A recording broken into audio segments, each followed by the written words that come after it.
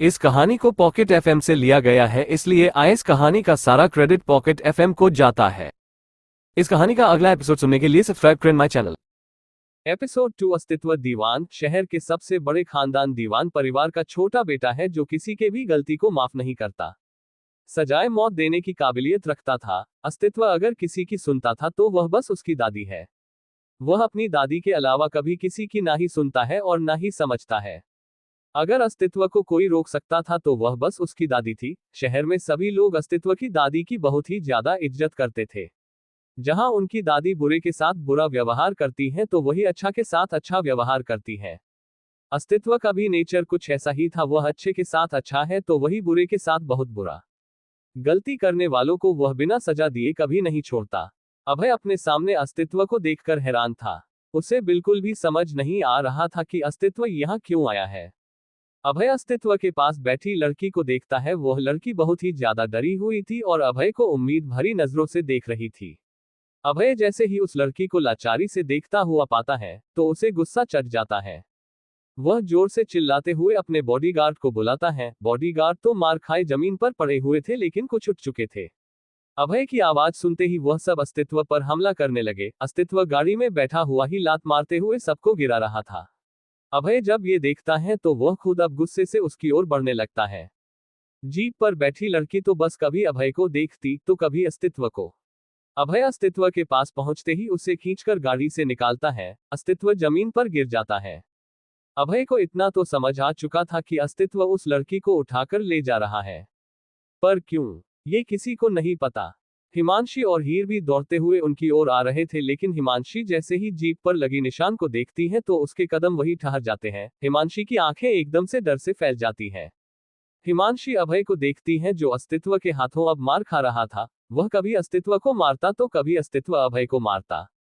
जैसे ही अभय अस्तित्व पर हाथ उठाता तो हिमांशी अंदर तक डर जाती, क्योंकि अस्तित्व दीवान को छूना मतलब मौत के घाट उतरना।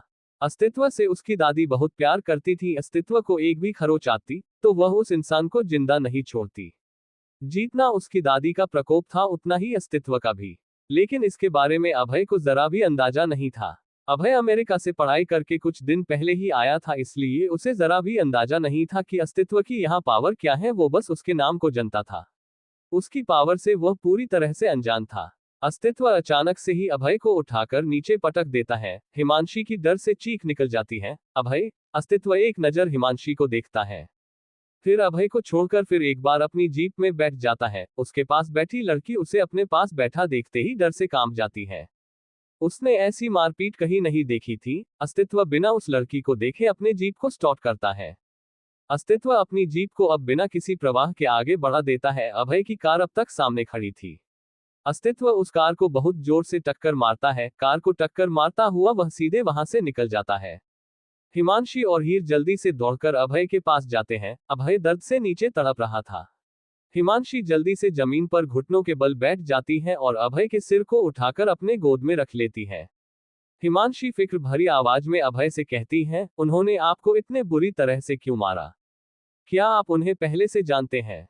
अभय उस हालत में नहीं था कि वह कुछ बोल सके। उसे काफी ज्यादा दर्द हो रहा था।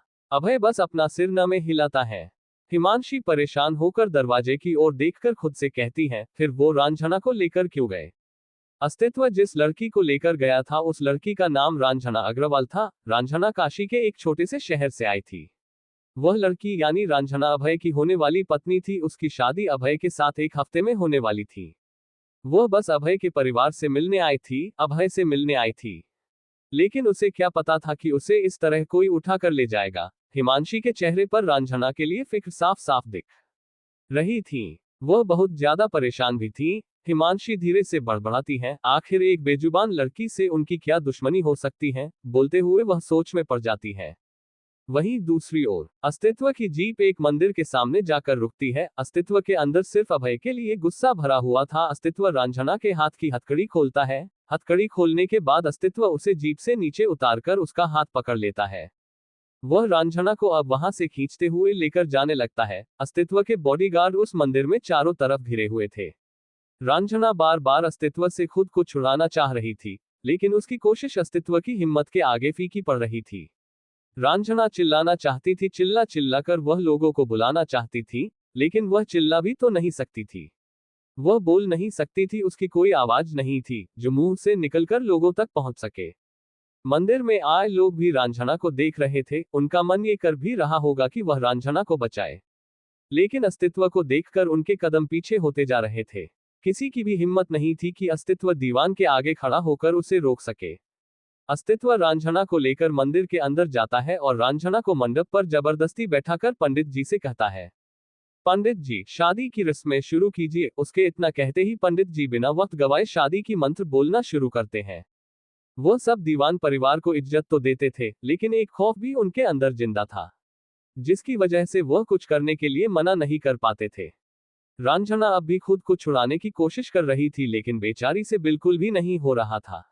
अस्तित्व ने उसे बहुत ही टाइटली पकड़ा हुआ था।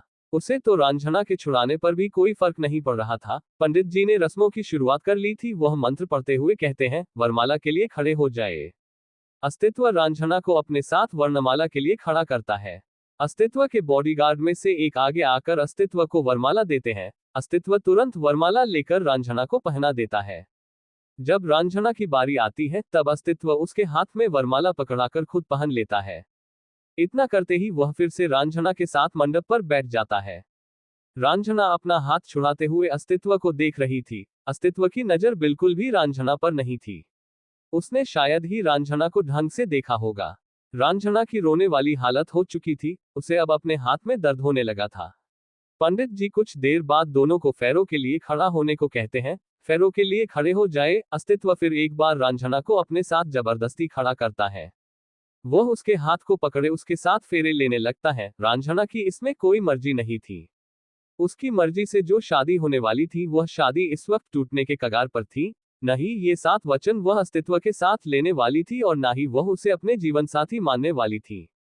पर वह सब कुछ हो रहा था जो रंजना ने सोचा भी नहीं था। वह एक ऐसे इंसान के साथ रिश्ता में बंधने जा रही थी जिसके बारे में उसे कुछ पता ही नहीं था। वह कोशिश तो बहुत कर रही थी कि उसके साथ रिश्ते में न बांधे, लेकिन उसकी कोशिश नाकाम होती जा रही थी। अस्तित्व ने उसके साथ 7 वचनों के फेरे को पूरा कर लिया था। वो 7 वचन जो पति पत्नी सातों जन्मों तक साथ रहने के लिए लेते हैं। फेरों के बाद वह रंजना को फिर एक बार अपने साथ मंडप पर बैठा देता है। पंडित जी अब अस्तित्व की ओर मंगलसूत्र बढ़ाते हुए कहते हैं, वधू को मंगलसूत्र पहनाए। अस्तित्व अपने हाथ बढ़ाकर मंगलसूत्र को ले लेता है। अस्तित्व रंजना को मंगलसूत्र पहनाने ही वाला था कि तभी अचानक ही रंजना उसका हाथ पकड़ लेती है।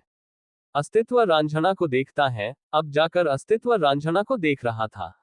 रंजना का मासूम सा चेहरा, उसका गोरा बदन, उसकी छोटी सी नाक और उसके रसीले होठ जो कब से कुछ कहने की कोशिश कर रहे थे। रंजना की बड़ी बड़ी पलकें बार बार झपकती जा रही थी। उसके आंखों में हल्की सी नमी थी। वह पूरी तरह एक छोटी मासूम बच्ची जैसी थी जिसे दुनियादारी की कोई खबर नहीं। अस्तित्व रंजना के आंखों में एक पल के लिए खो जाता है। रंजना पूरी उम्मीद के साथ अस्तित्व को देख रही थी, ये सोचकर कि अस्तित्व उसे छोड़ देगा।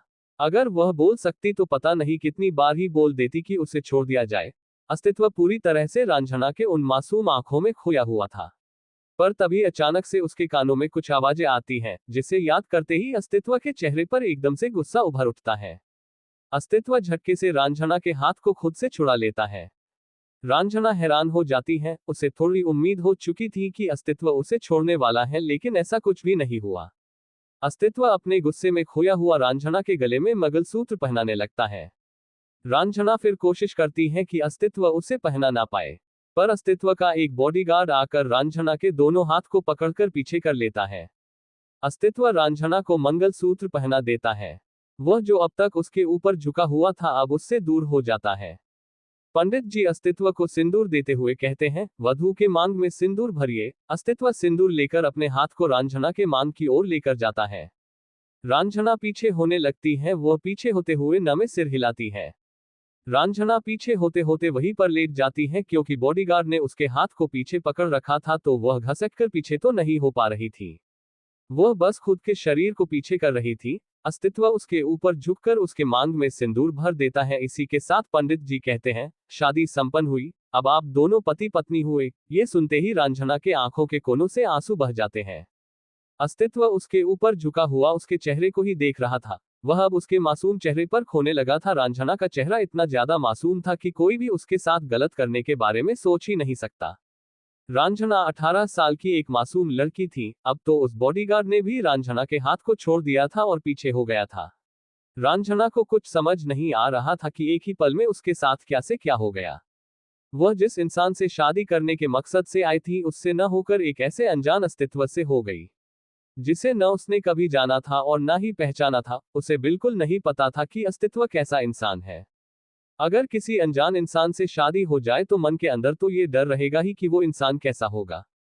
रांझना पूरी तरह से अपने उलझन में थी, तभी अस्तित्व उसके हाथ को पकड़कर अपनी ओर खींच लेता है। रांझना एकदम से अस्तित्व के चेहरे के बहुत करीब आ जाती है। अस्तित्व अचानक से ही रांझना के जबड़े को जोर से पकड़ लेता है। अस्तित्व की आंखें अब गुस्से से लाल हो चुकी थी, वह आग बबूला हो चुका था। अस्तित्व रांझना के जबड़े को जोर से दबाते हुए अपने दांत भींचकर कहता है, मैंने तुम्हारे साथ शादी तो कर ली, मैंने तुम्हारे मांग तो भर दिए, तुम्हें मंगलसूत्र तो बांध दिया, लेकिन तुम मेरी पत्नी कभी नहीं कहला सकती। न ही मैं तुम्हारा पति हूं और न ही तुम मेरी पत्नी।